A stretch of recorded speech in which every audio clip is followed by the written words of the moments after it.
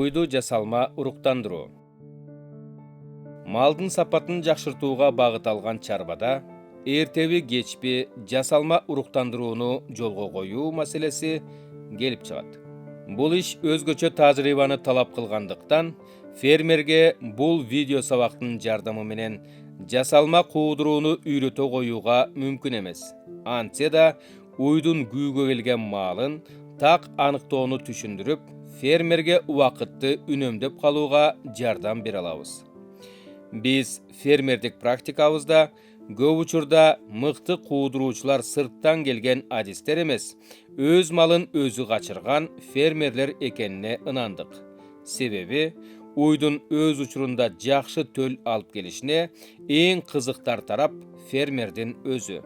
Андыктан фермер өз уюн өзү качырган убакытта болгон билимин дитин салып иштейт. Уйдун тууган күнүнөн баштап мен ошентип ойлойм, мен ошентип айтам, биздин галштиндер, по крайней мере, хотя у галштин самое тяжелое по осеменению, да, самое сложное, и гүлөмөсү, и наркысы, беркиси. Тууду на 40 күн 60 күн. Потому что болбойт, галштинде болбойт оңой менен. Хоть как ни крути. 40 күндөн кийин уже байкай баштайбыз, по сути дела. Байкай баштайбыз. А 40 күндөн кийин сразу подготавливать нельзя его сразу начинать? Можно, если у него кондиция хорошая. Если кондиция хорошая, то можно, а если корова вот такая, то ничего не поделаете. Если у вас сложно, ничего нет, то можно. Вот. И получается, 40 күндөн карай баштайсыңар. Тут смотрите, этап поэтапно, да? Первое, 40 күндөн карагандан кийин смотрите, она, естественно, признаков не даст все равно. Это до 60 дней будет продолжаться, может быть даже. Сразу после, допустим, среднюю возьмем 50 дней. Через 50 дней вот это все начинает. Тас.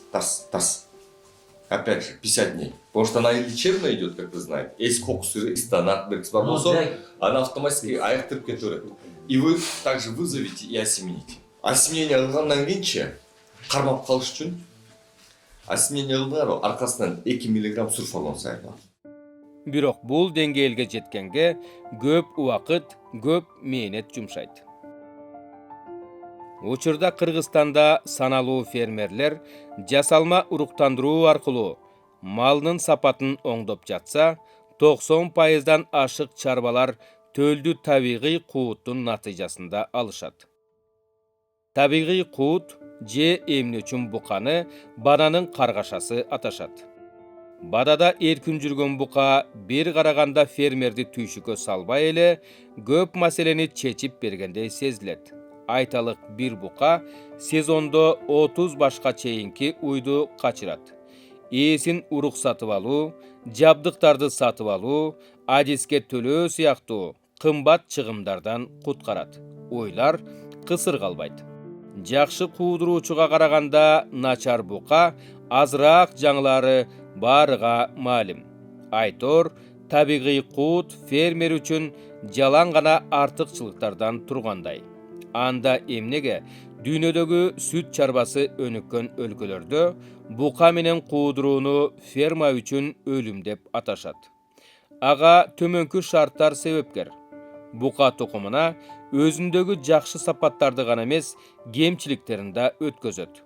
Андыктан изилденбеген бука баданын сапатын арттырбастан начарлатып да коюшу мүмкүн. Табигый куутта асыл төл алуу күмөн. Инбридингке, башкача айтканда кан аралашууга жол бербеш үчүн ар 2 жылда буканы алмаштырып турууга туура келет. Бул чыгымды талап кылат.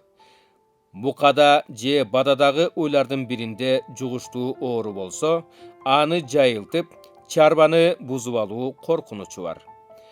Туулган төлдүн тегин так билип, зоотехникалык учет жүргүзүү мүмкүн эмес. Айтор, буканын чарбада эркин жүргөнү фермерге чоң тобокелчиликтерди жаратат. Жасалма уруктандыруу. Так максатты көздөп, чарбасын ырааттуу өстүрүп келе жаткан фермер үчүн пайдалуу бул ыкманында кыйынчылыктары бар. Мисалга, акча каражаты, адам күчү, убактысы талап кылынат. Уйдун күүлөгөн маалын кармап калбаса, убакыттан уттурат. Адиске көз карандылык бар. Антсе да Atalgan tүйшүктөрдү жеңе билген фермерлердин бул ыкмадан табаары көп. Айталык, туула турган музоонун парудасын, төрөлүү убактысын, кунардуулугун, ал түгүл жынысын да алдын ала тандоого болот. Мындай куутта жугуштуу ылаңдын малдан малга же короодон короого тарашы мүмкүн эмес. Бул малдын сапатын арттыруунун бир жолу. Кыргызстандын базарларында карапайым буканын торпогуна караганда, жасалма уруктандыруудан туулган музоолор алда канча кымбат сатыларын көрүп жүрөбүз. Себеби анын кунарлуу мал болуп чоңоюшуна үмүт бар. Уйдун күүгө келген убактысын кантип билебиз? Жасалма куудуруунун эң татаал учуру урукту өз малында өз ордуна кынтыксыз куя билүү.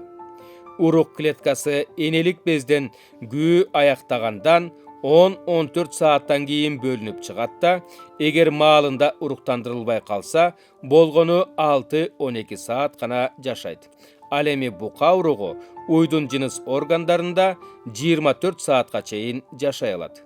Бул эки учурду дал келтириш үчүн куудуруучу таңдан кечке же кечтен таңга эрежесин колдонгону натыйжалуу. Башкача айтканда, эртең менен күүлөп баштаган уйду ошол күнү кечинде же кечинде күүлөгөн уйду келаткан күндүн таңында уруктандырган натыйжа берет. Уйдун күүлөгөн учурун 3кө бөлүп кароого болот. Күүнүн башталышы, күүнүн бышкан учуру жана күүнүн өтүп кетиши. Уй толук уруктанышы үчүн уруктандырууну күү бышкан учурга тууралоо абзел.